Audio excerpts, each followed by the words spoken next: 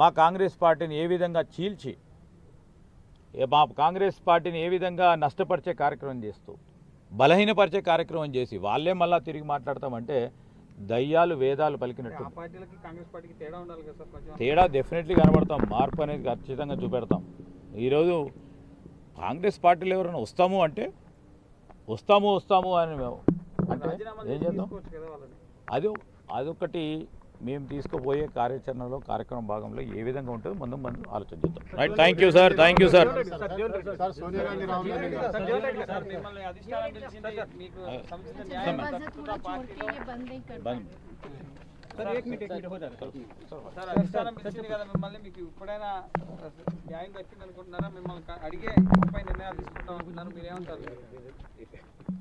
Congress party అధిష్టానం వాస్తవంగా తెలంగాణ రాష్ట్రమే కానీ ముఖ్యంగా జగిత్యాల నియోజకవర్గానికి సంబంధించి జరుగుతున్న పరిణామాలు దృష్ట్యా ఏదైతుందో ఇలా మా తెలంగాణ కాంగ్రెస్ పార్టీ ఇన్ఛార్జ్ దీపాదాస్ మున్షి గారు అంటే వాస్తవాలను incharge general secretary KC Venugopal గారికి నివేదించే విధంగా రావాలని కోరటం, మిత్రుడు శ్రీధర్ బాబు గారు, గౌరవ మంత్రి వర్యులు అట్లాగే అడ్లూరి లక్ష్మణ్ కుమార్ గారు, మా జిల్లా కాంగ్రెస్ అధ్యక్షులు తరపున శాసనసభ్యులు ఈరోజు వేణుగోపాల్ గారికి కలవడం జరిగింది. అంటే వాస్తవంగా జరిగిన పరిణామాలు ఏదైతుందో కొంత మాకు స్థానికంగా మనోస్తాపానికి గురి కావటం, ఆవేదనకు గురి కావటం జరిగిన మాట వాస్తవం. ఏదైనా కానీ ఏదైతుందో భవిష్యత్తులో ఏ పరిస్థితులు కూడా కార్యకర్తల యొక్క మనోభావాలను గౌరవించడం, వారి యొక్క ఇంట్రెస్ట్ ఏదైతుందో ప్రొటెక్ట్ చేయటం పార్టీ యొక్క ప్రధాన బాధ్యత జరుగుతుంది. ఇలా cadre is prime for any political party. మళ్ళీ ఇంతకాలం ఏదైతుందో పార్టీ నిలబెట్టినటువంటి ఒక కార్యకర్తల యొక్క మనోభావాలని కానీ వారి యొక్క ఆవేదన కానీ తప్పకుండా పరిగణలోకి తీసుకుంటాం. భవిష్యత్తులో వాళ్ళ జగిత్యాల నియోజకవర్గమే కానీ ఇక్కడే కానీ ఇలా పార్టీకి అండగా నిలిచినటువంటి వారిని తప్పకుండా కాన్ఫిడెన్స్లోకి తీసుకొని వారి ఆలోచనకు అనుగుణంగానే ముందు కూడా జరుగుతుందని చెప్పిన వారు పేర్కొనడము. సరే, ఏదైనా కానీ ఇవాళ ఏదైతుందో ఇవాళ జరిగినటువంటి ఒక ఈ భేటీ సరే ఇవాళ రాబోయేటువంటి ఒక కాలం లోపల ముఖ్యంగా వీళ్ళ రాష్ట్రంలో ఉన్న పరిస్థితులలో వీళ్ళ జాతీయ స్థాయిలో కూడా చెప్పంటున్నాం. ఇట్లా దేశంలో నెలకొన్నటువంటి ఒక పరిస్థితులలో ఇక్కడ ఇండియా కూటమి ఇలా రాహుల్ గాంధీ గారి యొక్క నేతృత్వంలో మరి మన ఎన్నికల్లో అధికారానికి రావడం జరుగుతుందని చెప్పని భావించినాం, ఆశించినాం. కానీ ఇవాళ మతతత్వ శక్తులు ఏ విధంగా సమాజాన్ని చీల్చేయాలనే ఒక ప్రయత్నం చేయడం జరుగుతుందో ఆ ప్రయత్నంలో భాగంగా కొంత వెనుకబడ్డప్పటికి కూడా కాంగ్రెస్ పార్టీ మెరుగైనటువంటి ఫలితాలు పొందటం, ఇలా రాహుల్ గాంధీ గారు ఏదైతుందో ప్రతిపక్ష నాయకుడిగా ఇవాళ బాధ్యత చేపట్టడం హర్షించదగ్గ విషయంగా మేము భావిస్తామని చెప్పంటున్నాను. రాబోయే కాలంలో తప్పకుండా జాతీయ స్థాయిలో ఇలా కాంగ్రెస్ పార్టీ రాహుల్ గాంధీ గారి యొక్క నేతృత్వంలో ఆధ్వర్యంలో ప్రభుత్వాన్ని ఏర్పాటు చేయటమే కానీ ఈ జాతి ఐక్యత నిలబెట్టడము, సమగ్రత సమైక్యత నిలబెట్టడానికి పనిచేయడం జరుగుతుంది. అందరిని కలుపుకొని తీసుకుపోవడంలో భాగంగా కాంగ్రెస్ పార్టీ పటిష్టత అనేది ప్రధానం చెప్పంటున్నాను. అందులో తెలంగాణ రాష్ట్రం కూడా ఒక భాగమని చెప్పంటున్నాను. తెలంగాణ రాష్ట్రంలో నెలకొన్నటువంటి పరిస్థితులలో అక్కడ ఏర్పడ్డ ప్రభుత్వం రేవంత్ రెడ్డి గారు ముఖ్యమంత్రి కానివ్వండి, వారి మంత్రివర్గ సహచరులే కానివ్వండి, మేము ఎన్నికలు చేసిన వాగ్దానాలనే కాకుండా ఎన్నికలు చేసిన వాగ్దానాలకు తోడు ఇతరత్ర కూడా చెప్పంటున్నాం. ప్రజాహిత కార్యక్రమాలు అమలు చేయడమే ప్రధాన బాధ్యత లక్ష్యంగా ఎంచుకొని చెప్పంటున్నాం. అసలు ఎవరు కూడా ఊహించి ఉండరు తెలంగాణలో కాంగ్రెస్ ప్రభుత్వం అధికారం రావడంతో ఏదైతుందో ఇన్ని కార్యక్రమాలు మరి అమలు చేయడం జరుగుతుందని చెప్పి భావించి ఉండరు. అక్కడ ఉండేట ఆర్థిక పరిస్థితులు ఇబ్బందుల వల్ల ఏదైతుందో వీళ్ళు ఈ కార్యక్రమాలను అమలు చేయడం కొంత ఇవి ఇబ్బందికరంగా మారి వీళ్ళ పార్టీకి కొంత అదవుతుందని చెప్పని అనుకున్నారు.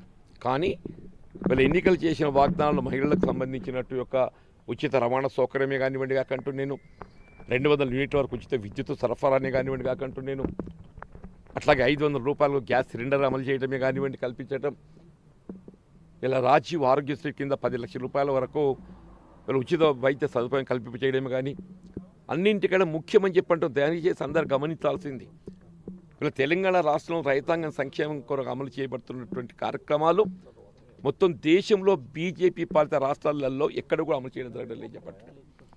రుణమాఫీ అనేది రైతాంగాన్ని అప్పుల ఊబిలికి వెళ్ళి వెలికి తీయడానికి ఏదైతుందో ఏకమొత్తంగా 31,000 కోట్ల రూపాయలు సమకూర్చి గతంలో టీఆర్ఎస్ ప్రభుత్వం ఏదైతుందో 2 పర్యాలు కలిపి కూడా వాళ్ళు మొత్తం పూర్తి స్థాయిలో రుణమాఫీ అమలు చేయడం జరగలేదు. కానీ వాళ్ళ తెలంగాణ రాష్ట్రంలో ఏకమొత్తంగా 30,000 కోట్లతోని రుణమాఫీ అమలు చేయాలని సంకల్పించటము వాళ్ళు నిజంగా కూడా అంటే నేను హర్షం వ్యక్తం చేస్తున్నాను చెప్పండి. అంతేకాదే వాళ్ళ ఉచిత విద్యుత్ సరఫరా చెప్పంటూ నేను రైతాంగానికి ఏదైతుందో పంటకు కావాల్సినటువంటి ఉచిత విద్యుత్ సరఫరా అని చెప్పంటున్నా. దేశంలో ఎక్కడ లేని విధంగా బీజేపీ పాలిత రాష్ట్రాలు ఇన్ని ఉన్నాయా?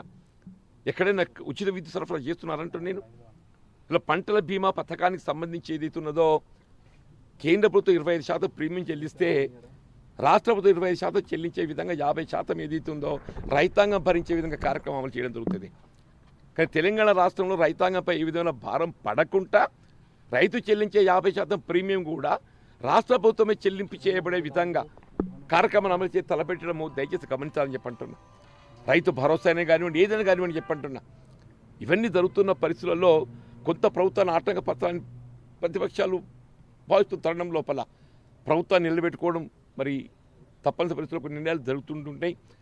ఏదైనా కానీ ఏదైతుందో ఇవాళ కాంగ్రెస్ పార్టీ హైకమాండ్ ఇలా కేసీ వేణుగోపాల్ గారు ఇన్ఛార్జ్ జనరల్ సెక్రటరీ, అలాగే దీపాదాస్ మున్షి గారు తెలంగాణ కాంగ్రెస్ ఇన్ఛార్జ్, ముఖ్య మిత్రులు శ్రీధర్ బాబు గారు ఏదైతుందో వారికి ఉమ్మడి కరీంనగర్ జిల్లా పట్ల పూర్తిగా ఉన్నటువంటి ఒక అవగాహనతో ఏదైతుందో జిల్లాలో మరి కాంగ్రెస్ పార్టీ బలోపేతంగా ముందుకు తీసుకుపోవడం, ఏ విధంగా అందరినీ కలిపి ఐక్యంగా నిలబెట్టాలనే ఒక భావనతోని వారు కానీ లక్ష్మణ్ గౌర్ గారు కానీ ఇది త్వరగా తీసుకొని మరి ఈ యొక్క భేటీకి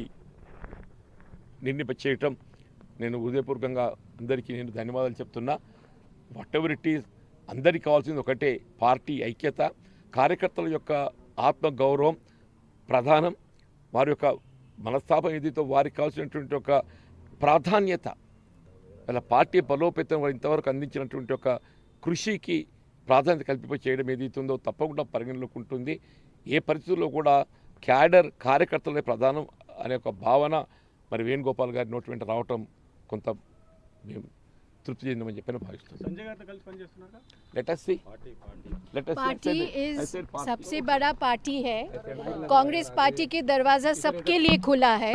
अगर कोई कांग्रेस गवर्नमेंट के ऊपर भरोसा रख के कोई एमएलए हमारे पार्टी में ज्वाइन करना चाहते हैं, उनके लिए दरवाज़ा खुली है। लेकिन उसके साथ साथ हमारे पार्टी का जो वर्कर्स है, उनका भावनाओं को हम कोई किसी भी तरह उनके भावनाओं को हम नकार नहीं कर सकते। वो भी साथ हैं और साथ ही चलेंगे, ऐसे कोई बात नहीं है। कांग्रेस पार्टी में पहले भी बहुत लोग ज्वाइन किए हैं और आगे भी देखिएगा बहुत लोग ज्वाइन करने वाला है, क्योंकि तेलंगाना में सरकार, कांग्रेस की सरकार बड़ा मजबूती से चल रहा है। मैडम, नॉमिनेटेड पोस्ट और कैबिनेट एक्सपेंशन में कुछ चर्चा हुआ?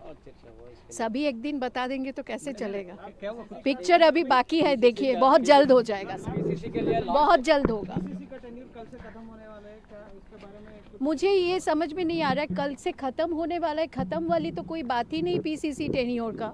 पीसीसी टेन्योर कब ख़त्म होगा या कब से चालू होगा, ये तो पार्टी का डिसीजन है। स्टेट पीसीसी का डिसीजन ऊपर से हाई कमांड करते हैं, तो ऐसे कोई टेन्योर नहीं है लाइक विधानसभा और लोकसभा की 5 साल चलेगा उसके बाद बदलना पड़ेगा, ऐसे कोई बात नहीं। Thank you sir.